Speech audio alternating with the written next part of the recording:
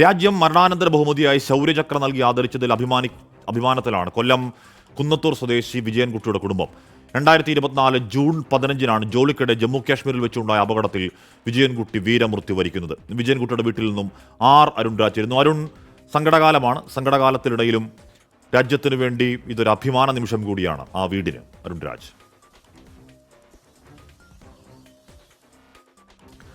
തീർച്ചയായും രാജ്യം തന്റെ വീരപുത്രനാണ് ജി വിജയൻകുട്ടി എന്ന് ഒരിക്കൽ കൂടി ഓർമ്മപ്പെടുത്തുന്നതായിരുന്നു ഇന്നലെ നമുക്ക് ഈ ശൗര്യചക്രം നൽകി വിജയൻകുട്ടി ആദരിക്കുമ്പോൾ രാജ്യം ഈ ലോകത്തോട് തന്നെ വിളിച്ചു പറഞ്ഞത്. വിജയൻകുട്ടി അത്ര നിസ്സാരക്കാരനല്ല, ഈ രാജ്യത്തിന്റെ വീരപുത്രനാണ്.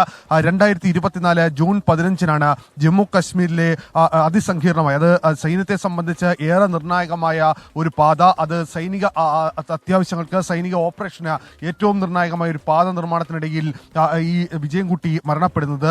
ജമ്മു കാശ്മീരിലെ റിയാസി അർനാസ് മർഹോർ റോഡിന്റെ നിർമ്മാണത്തിനിടയിൽ ഈ ബുൾഡോസർ ഈ താഴ്ചയിലേക്ക് മറിയുകയായിരുന്നു. തുടർന്നാണ് ഈ വിജയൻകുട്ടി വീരമൃത്യു മരിക്കുന്നത്. ഇതിന് രാജ്യം പിന്നീട് നിരവധിയായ തവണ ഇതുമായി ബന്ധപ്പെട്ട പല തരത്തിൽ ഈ സങ്കീർണമായ റോഡ് അത് പൂർത്തീകരണ ഘട്ടത്തിലടക്കം രാജ്യത്തിന് ഇത് എത്രത്തോളം പ്രധാനമാണെന്ന് പ്രധാനമന്ത്രിയും രാഷ്ട്രപതിയും ഒക്കെ ആവർത്തിച്ചതാണ്. അതിന്റെ നിർമ്മാണത്തിൽ ആ റോഡിന്റെ നിർമ്മാണത്തിൽ അതുമായി ബന്ധപ്പെട്ട പ്രവർത്തനങ്ങളിൽ ഏർപ്പെട്ട വിജയൻകുട്ടിയെ രാജ്യം ഒരിക്കൽ കൂടി ഓർമ്മിക്കുന്നതാണ് ഇന്നലെ നമ്മൾ കണ്ടത്. ഇപ്പോൾ വിജയൻകുട്ടിയുടെ കുടുംബമാണ് നമ്മളോടൊപ്പം ഉള്ളത്. രാജ്യം വീണ്ടും ഒരു വീരപുത്രനാണ് രാജ്യത്തിൻ്റെതെന്ന് ഒരിക്കൽ കൂടി ഓർമ്മിപ്പിക്കുന്നതാണ്. ശൗര്യചക്രം നൽകി എങ്ങനെ തോന്നുന്നു ഈ നിമിഷത്തിൽ?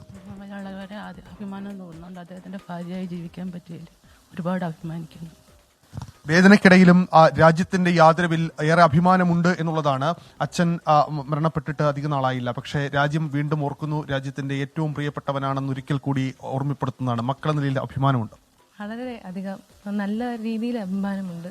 അച്ഛനിലൂടെ ഇപ്പം ഞങ്ങൾ അറിയപ്പെടുന്നുണ്ട്. അത് ഈ നാട്ടിലും മൊത്തം ഈ രാജ്യത്തിലാകെ ധീര ജവാൻ എന്ന രൂപത്തിൽ എല്ലാം കൊണ്ടും ഞങ്ങൾക്ക് ഒരു ശൗര്യചക്രയിലൂടെ അച്ഛൻ്റെ ആ ധീരതയാണ് മനസ്സിലാക്കി കാണാം. ഇളയ മകളാണ്. എനിക്ക് ഭയങ്കര അഭിമാനമുണ്ട്. കാരണം ആ ഒരു അച്ഛൻ്റെ മോളായിട്ട് ജനിക്കാൻ പറ്റിയതിൽ എനിക്ക് ഭയങ്കര ഇതുണ്ട്.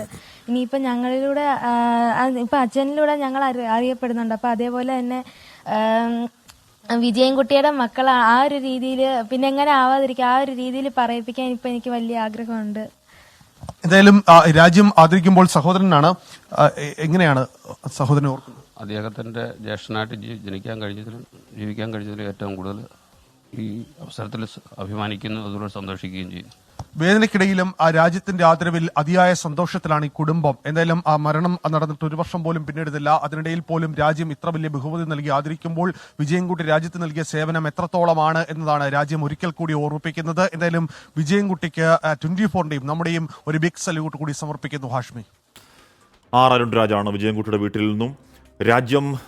രാജ്യത്തിന്റെ വീരപുത്രനെ ആദരിക്കുന്ന ദിവസം കൂടിയാണ്. അവരുടെ വീട്ടിൽ പോവുകയായിരുന്നു അരുൺരാജ്. അരുൺ പറഞ്ഞതുപോലെ തന്നെ അദ്ദേഹത്തിൻ്റെ ഓർമ്മകൾക്ക്, അദ്ദേഹത്തിൻ്റെ വീടിന് ഒക്കെ നമ്മൾ രാജ്യത്തിന് വേണ്ടി ബിഗ് സല്യൂട്ട് വീണ്ടും കൊടുക്കുകയാണ്.